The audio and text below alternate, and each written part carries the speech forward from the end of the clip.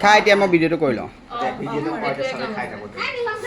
মই চবকে কৰ হ'ব দে ল'ব তই বহি যা এনেকে কৰ এনেকে পঠিয়াকে কৰ ভিডিঅ'টো কৰি পেলাই হেৰি কৰা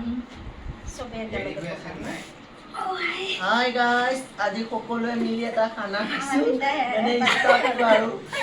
বহুত অচিনাকি মানুহৰ লগত চিনাকি হৈছো যদি ভুল ভান্তি এটা ক্ষমা কৰিব দেই